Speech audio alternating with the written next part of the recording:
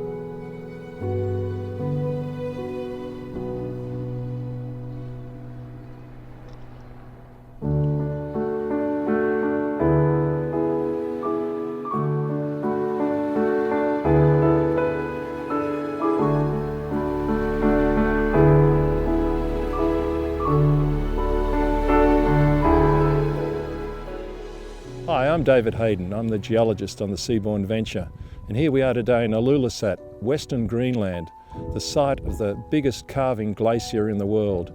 It calves on average about 90 million tonnes a day and fills the field with massive icebergs. It's absolutely awesome. The scale and size is hard to appreciate.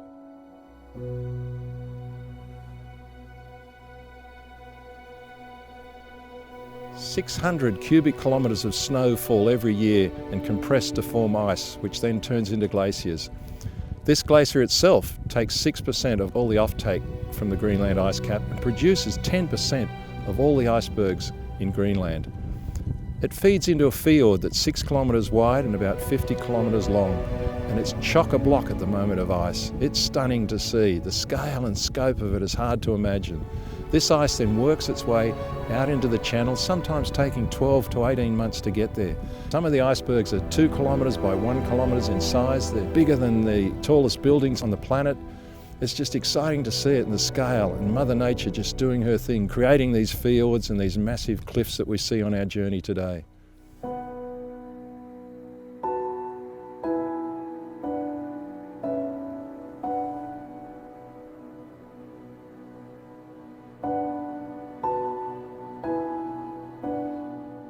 There's a boardwalk that we can go down towards the fjord itself, and just to see the contrast of the tundra, the autumn grasses, the starkness of these rocks. They're some of the oldest rocks in the world. They're about a quarter of the age of the universe. And the contrast of those rocks to the white, snow-compressed ice glacier is just stunning. To me, this is one of the best places that I visit in the world.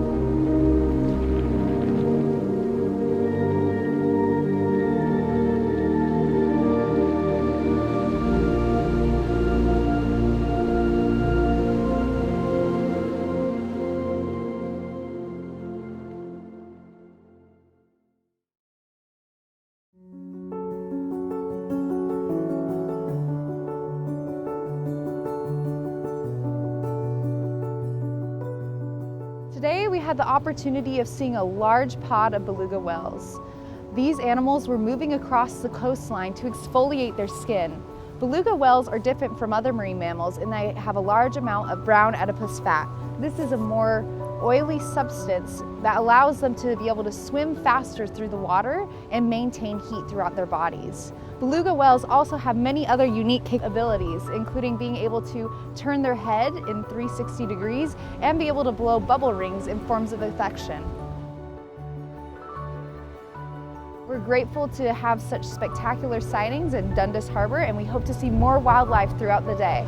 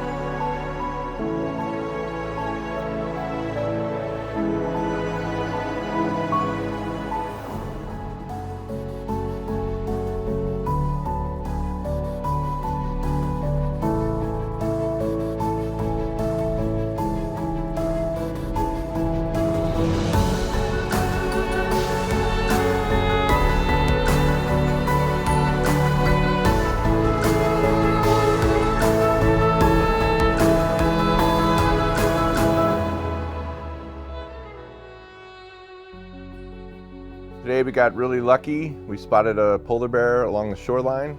It was walking along, heading up the beach, and we got really lucky that it happened to walk up toward a herd of muskox. Polar bears don't hunt muskox. Muskox could just run away. The polar bear would get overheated, so they don't really prey on them. But it was a real treat to see the polar bear and the muskox together. Polar bear continued up into the hills, just wandering around. Polar bears move all the time. They do what they want to do. They're very determined. If they want to walk up the beach, they walk up the beach. If they want to go out on the ice, they go out on the ice. If they want to swim, they go for a swim. Polar bear decides to do something, it's going to do that, and nothing's going to stop it.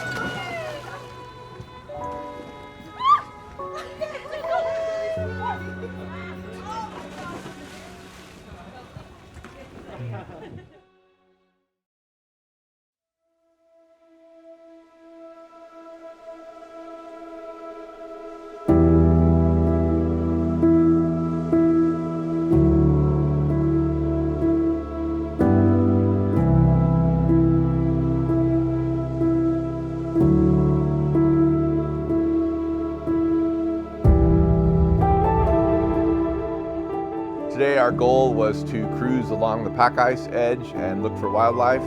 We were very fortunate to find a polar bear on a kill.